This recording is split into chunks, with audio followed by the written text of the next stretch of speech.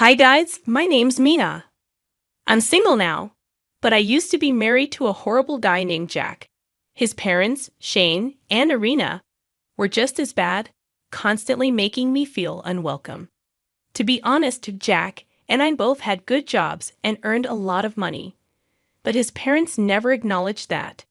They thought I was a gold digger living off their son, partly because Jack kept saying things like, Mia is very lucky to marry me. She loves a luxurious life, and she couldn't have that without my help. He even told them I handle most of our finances, which wasn't true. Oh, Jack, you're so generous, his parents would say.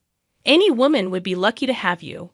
Mia, you better take care of him properly. If he leaves you, you'll be left with nothing.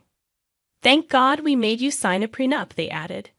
We knew Mia wouldn't amount to anything, so we had to protect our son. Yes, they made me sign a prenup. I don't mind prenups, but what angered me was Jack not discussing it with me beforehand. He always told his parents I earned way less than him and depended on him for everything, so they assumed I was a gold digger. Jack insisted I go along with his lies because he didn't want his family to look down on him if they knew I earned more. I loved Jack and didn't want him to feel humiliated, so I put up with the insults. I was a fool for marrying him. He didn't love or respect me, regularly humiliating me for supposedly earning less and spending all his money. The truth was, he got fired a year ago and was dependent on me. But he didn't want his parents to know. The final straw came when I bought a house. I received an inheritance from a relative and decided to invest it in a house.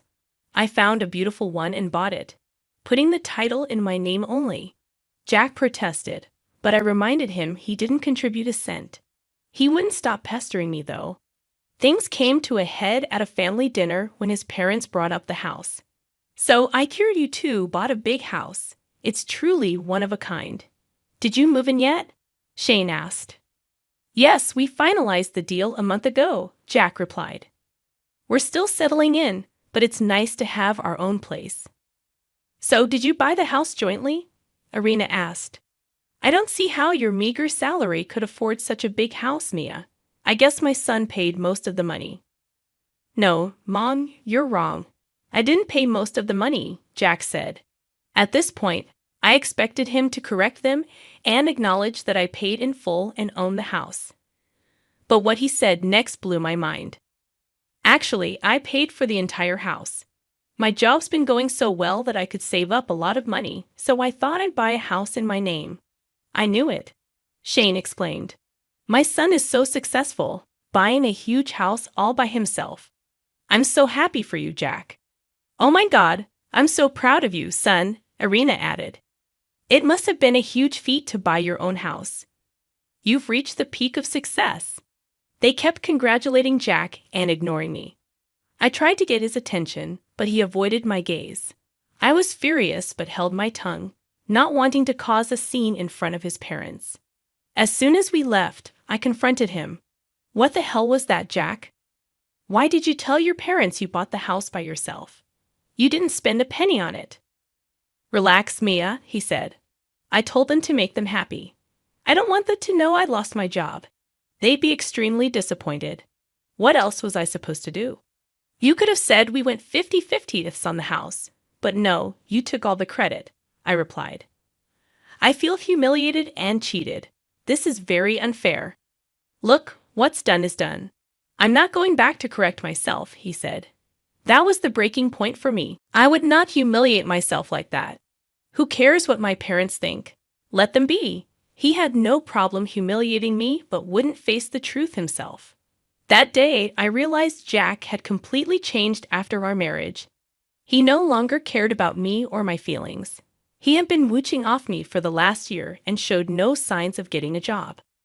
I was tired of shouldering all the family expenses, and he even fought with me to put his name on the house title. Somewhere in my mind, I knew he was using me, but I was on the fence about what to do. That was until something drastic happened. The next evening, as I was making myself a snack, I heard the doorbell ring. Curious, I went to see who it was because there was a lot of commotion at the door. Jack hurried downstairs, looking uneasy, and opened the door. To my shock, his parents were there with all their stuff, smiling and laughing with Jack as they brought their things inside.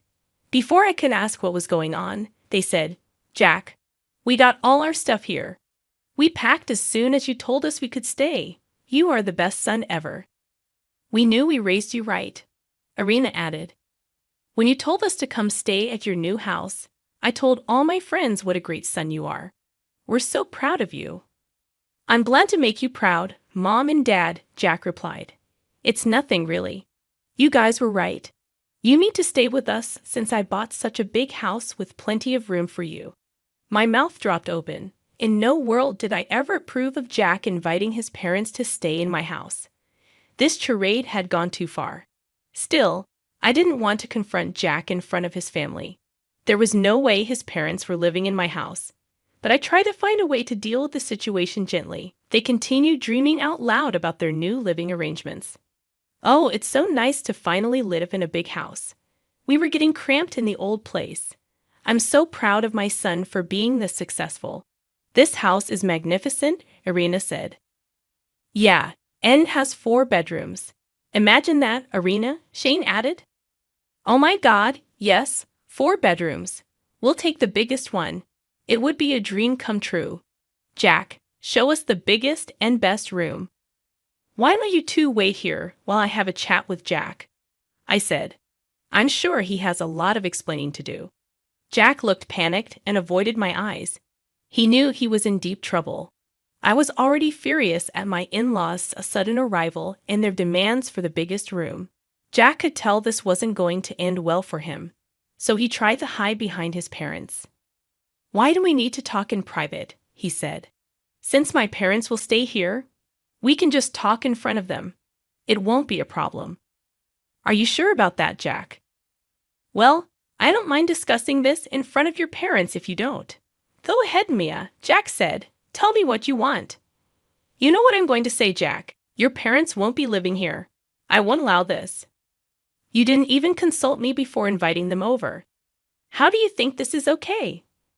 "How dare you say that to my son?" Arena snapped. "This is his house, and he can do what he pleases." "Yes, he doesn't need your permission to keep us here," Shane added. "Know your place, Mia. You can't talk to our son like that. Be careful, or he might kick you out. Now stop being a spoiled brat and show us the biggest room. We can't wait any longer." "Nah, I don't think I'll do that, Arena," I said. Arena and Shane were shocked by my audacity. I didn't know if I should be mad at them or Jack. Yes, they were entitled, but it was Jack's fault for lying and inviting them over. If he hadn't lied, we wouldn't be in this mess. Still, I couldn't ignore their threats to kick me out of my own house. "What do you mean, Maya?" Arena demanded. "If you don't show us the room, Jack will. Our son promised us the biggest room. We left our apartment because of that. We came here today because Jack promised to take care of us. He invited us to stay in his new house, so we ended our lease early." "Well, in that case, Arena and Shane, you've made a huge mistake. I don't think you can stay here at all, let alone get the biggest room." "How dare you, Mia? We don't need your permission to stay here. My son will show us our room if you don't. This house is not yours, so you can't dictate whether we stay here or not," Arena retorted. "You've got that wrong, Arena. I guess Jack hasn't told you yet. This house belongs to me, not him. So you won't be getting the biggest room.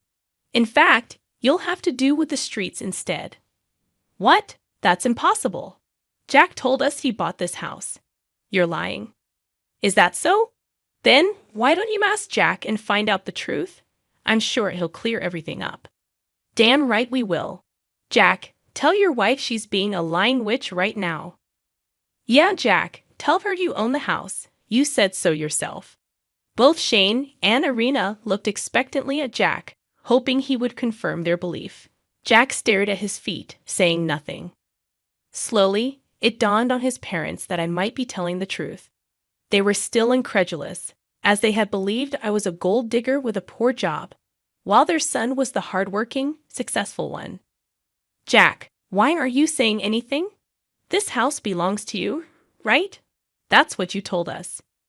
Why are you being so quiet? Jack, tell her she can't kick us out. What will he say, guys? He's been lying to you all this time. I can even show you the property papers proving I am the sole owner of this house.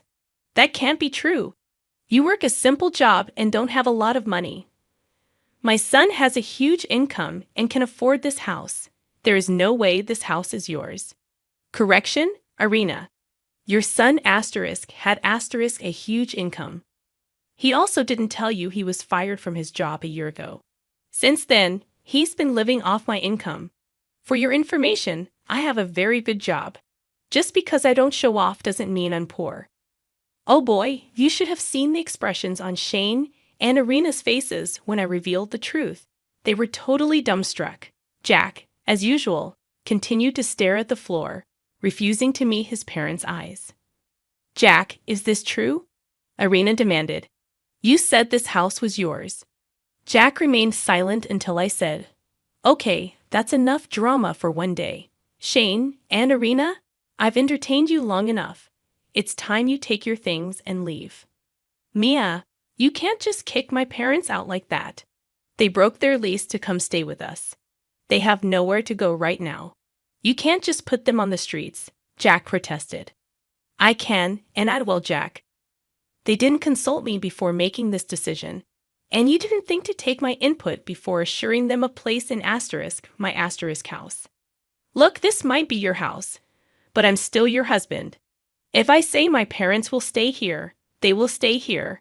You can't kick them out. That's right. This is also my son's house. Everything that belongs to you also belongs to him, so you can't kick us out. Arena insisted. No, Arena, I can kick you out. And don't worry about Jack because he'll be kicked out too. Now, Jack, since you're still married to me, I'll make a nice eviction notice for you. And I'll make sure we won't stay married for long. What do you mean, Mia? Are you going to divorce me? Yes, Jack, I am. I'll call my lawyer tomorrow to set up an appointment. We'll serve you by next week. Jack panicked at the mention of divorce. He looked furious, acting as if I couldn't possibly go through with it. You can go ahead and divorce me, Mia, but if you do, I'll take half the house and claim alimony from you, he threatened. How do you plan to do that, Jack? Have you forgotten the prenup you and your parents made me sign? Do you want me to remind you what it said? Jack suddenly remembered the prenup, which clearly stated that neither of us could claim alimony, and our private assets would remain separate in case of a divorce. Back then, Jack and his parents had made me sign it to protect him, never imagining he would end up on the losing side. Their faith in his success blinded them to the potential twists of fate. Their demeanor changed instantly. We don't have to jump to a divorce right away. We can sit down and have an adult conversation about this, they said. Yes, Mia, let's calm down and talk this out. I'm sure we can arrive at a compromise that will be beneficial for everyone. I don't care what would be beneficial for you. I refuse to be the cash cow for you, Jack, and I refuse to let your parents take advantage of me after how badly they treated me. That was in the past, Mia. Many years have passed since then. I'm sure you can look past that now.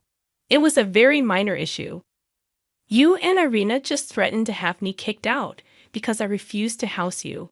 And that happened just a few minutes ago. No more excuses.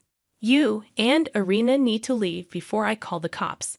I would prefer if Jack leaves as well, but if he needs an eviction notice, he will get that soon. Jack, Shane, and Irina started begging me to change my mind. Those two idiots had really ended their lease to move in with us. Jack thought he could convince me to play along like I had in the past. He had no idea I would stand up for myself and stop being a pushover. I was done being the family doormat. Not anymore. When Irina and Shane refused to leave after an hour, I called the cops. They came and escorted them out of the house. After Irina and Shane left, Jack screamed at me for humiliating his parents. I reminded him he had only a month to vacate my house. That made him switch his behavior to being apologetic and remorseful. The way this family changed their behavior gave me a headache. Thankfully, I didn't have to deal with them for long.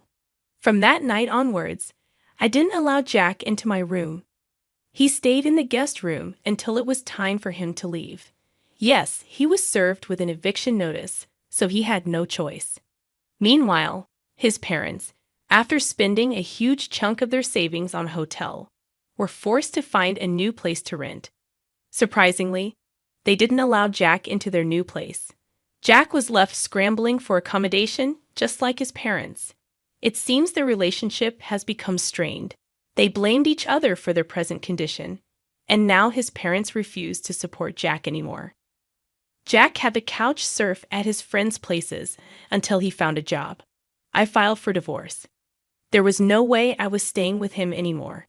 He disrespected me and revealed himself to be a vain and selfish man, nothing like the person I fell in love with. Jack tried his best to change my mind, but I was firm in my decision. I refused to be taken advantage of anymore.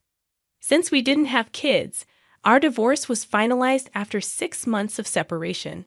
In those 6 months, I rebuilt my life and started dating again. Surprisingly, Jack still hopes we can get back together, but that will remain a dream for him only.